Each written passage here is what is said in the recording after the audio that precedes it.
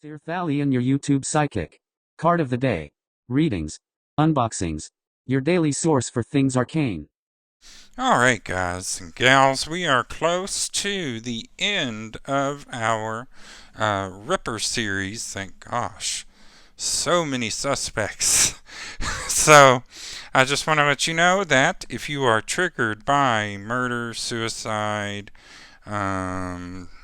diseases, abortions, all of that stuff, I would suggest you skip this video because we are going to be talking about the Gentleman Jack persona. This is the two members of the court that are seen as possible suspects. So if not, enjoy this video.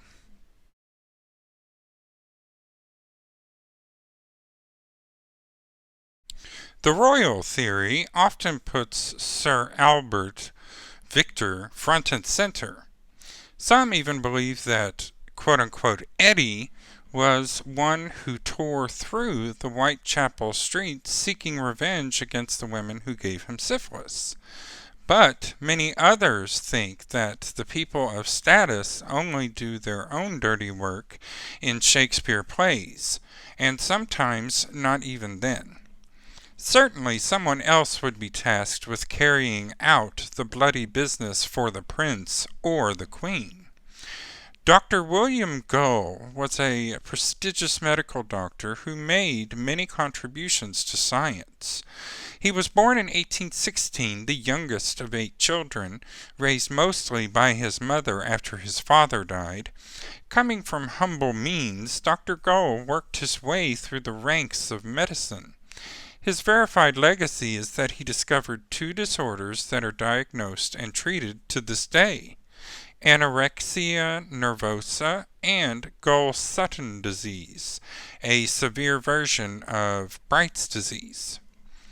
In 1871, Gull was appointed Queen Victoria's doctor after successfully treating the Prince of Wales for typhus. This proximity to power would put him in close quarters with people of status and in a prime position to facilitate a royal cover-up. The theory alleges that his role in the royal conspiracy came directly through conversation with Queen Victoria.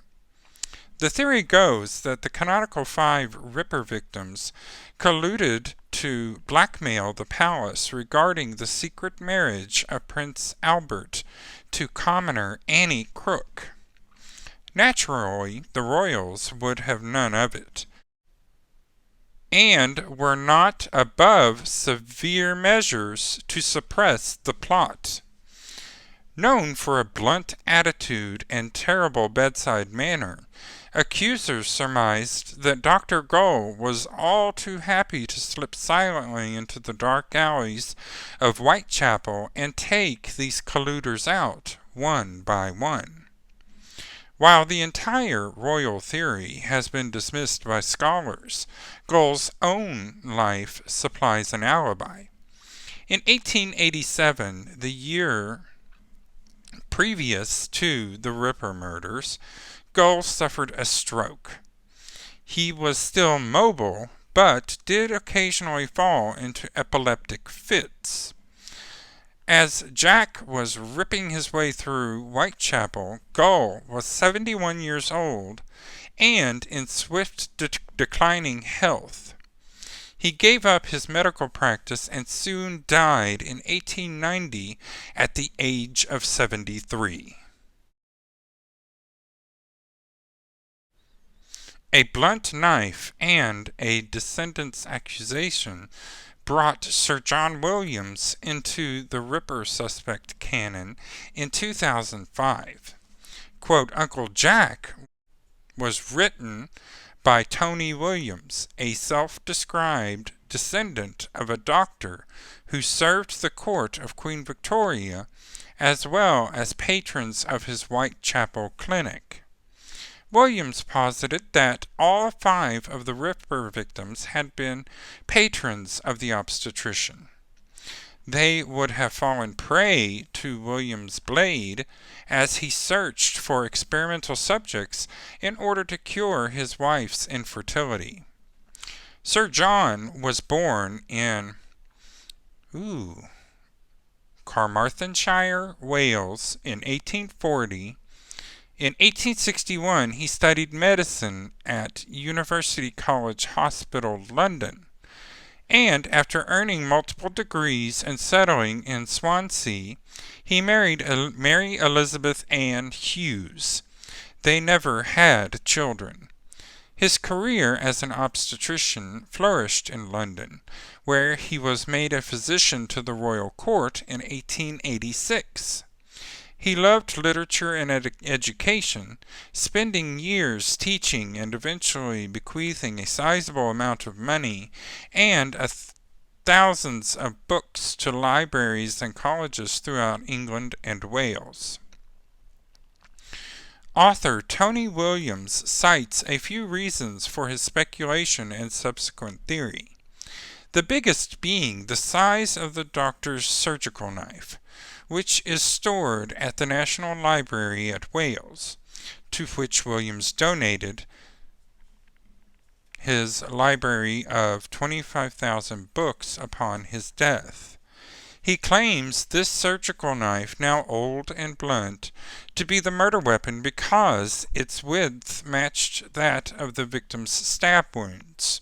Sir John also recorded a Mary Ann Nichols, whose name is that of the first of the canonical 5 Ripper victims, as having an abortion at his clinic, and also wrote that he would be in Whitechapel the 6th of September that faithful year. The evidence is pretty thin, due to both the commonness of the name Mary Ann Nichols and the size and shape of the embattled knife. Also, Sir John and his wife never had children, and neither did his siblings, so Tony Williams claiming him as an ancestor is dubious. Despite its strong unlikelihood, Sir John Williams' story successfully inspires flights of imagination for those who are fascinated by the quote-unquote Gentleman Jack persona.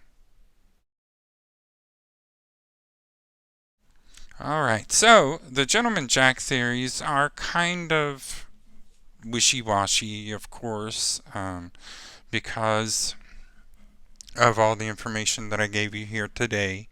It just goes to show that back in those days, no one knew what was going on. The police, the royals, it was just a huge freaking mess.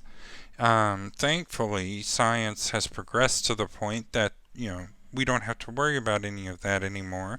Of course, the most important thing is eyewitness accounts.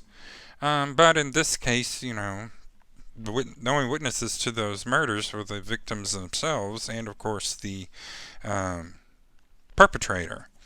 So, thank you very much for watching this series. I've only got one more video coming up, and then we're getting into the actual tarot readings. Thanks for watching today's video. Don't forget to subscribe to my content and like this video. Want more? Feel free to order your own personal reading at www.tirthalion.com. That's TIRTHALION.com. Don't forget to click the bell icon so that you're notified every time I upload a video.